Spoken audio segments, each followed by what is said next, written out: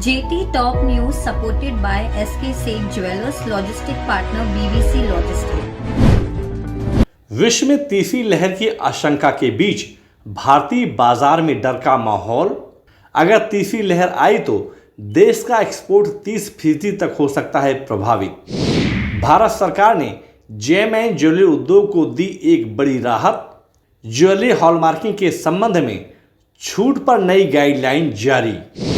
Petra diamonds पूर्वी अफ्रीकी देश के साथ किया एक समझौता। तंजानिया में विलियमसन खदान में अपनी हिस्सेदारी कम करने के लिए दी सहमति।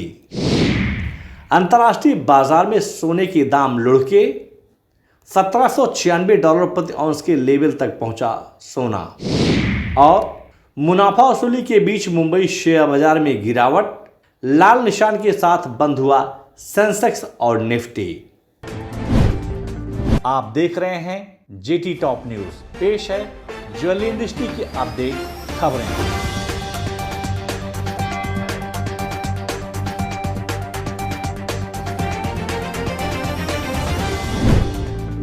विश्व में तीसरी लहर की आशंका के बीच भारतीय बाजार पर भी इसका असर पड़ सकता है।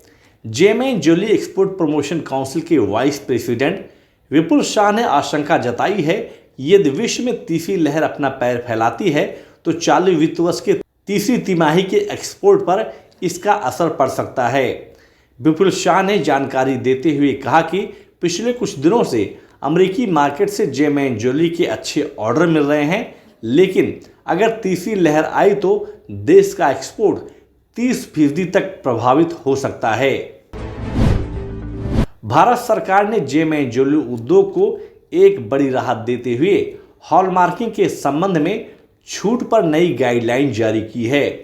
भारत सरकार द्वारा जारी नई गाइडलाइन के अनुसार घरेलू व्यापार से व्यावसायिक प्रदर्शनियों के लिए उनके द्वारा घोषित किसी भी वस्तु की हॉलमार्किंग और विशेष श्रेणी के आभूषणों जैसे कुंदन, पोल्की और जड़ाऊ की ज्वेलरी पर हॉलमार्किंग से भी छूट दी है। Gem and jewellery export promotion council के चेयरमैन कॉलिन शाह ने संतोष व्यक्त करते हुए कहा कि नए BSI गाइडलाइन से हॉलमार्किंग नीति को विदेश व्यापार के अनुरूप बनाया जाएगा, जिससे निर्यातकों को व्यापार करने में काफी सुविधाजनक हो।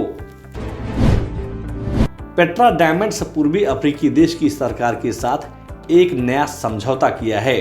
इस नए समझौते के तहत पेट्रा डायमंड्स तंजानिया में विलियमसन खदान में अपनी हिस्सेदारी कम करने के लिए अपनी सहमति दे दी है।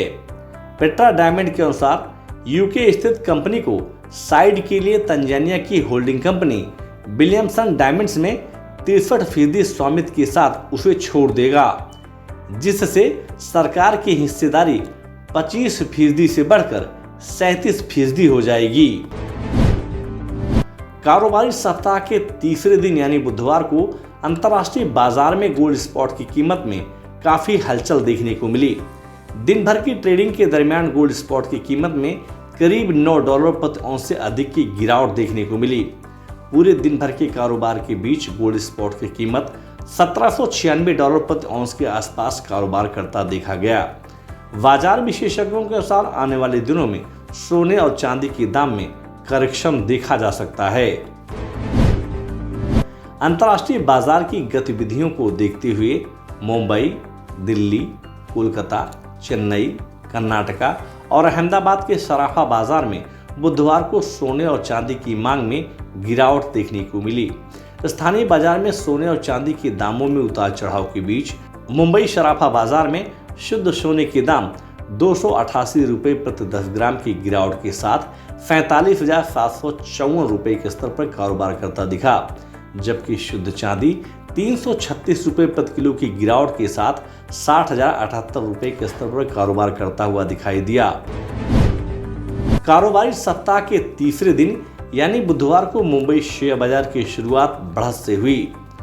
सुबह मुंबई शेयर बाजार खुलते ही घरेलू और विदेशी संस्थागत निवेशकों ने बाजार में बिकवाली करनी शुरू कर दी, जिसके चलते सेंसेक्स और निफ्टी में गिरावट देखने को मिली। दोपहर बाद निवेशकों ने banking, auto, cement, IT, power और मेटल सेक्टर के शेयरों में मुनाफा वसूली करनी शुरू कर दी, जिसके चलते मुंबई शेयर बाजार 90 अंकों की गिरावट के साथ 57,806 अंकों पर बंद हुआ। वहीं निफ्टी दिन भर के कारोबार के बीच 19 अंकों की गिरावट के साथ 17,213 अंकों पर बंद हुआ। बाजार विशेषज्ञों के अनुसार इस सप्ताह मुंबई शेयर बाजार में बिकवाली देखी जा सकती है। जेटी टॉप न्यूज के इस एपिसोड में बस इतना ही। आपको यह न्यूज कैसी लगी और आपके क्या सुझाव हैं, हमें कमेंट बॉक्स में जाकर शेयर जरूर करें। और अगर अभी तक आपने जेटी टॉप न्यूज को सब्सक्राइब नहीं किया तो आप तुरंत सब्सक्राइब, लाइक और शेयर जरूर करें, जिससे आप तक ज्वेलरी इंडस्ट्री की अपडेट खबरें पहुंचती रहें। JT Top News supported by SK Seth Jewelers Logistic Partner BVC Logistics.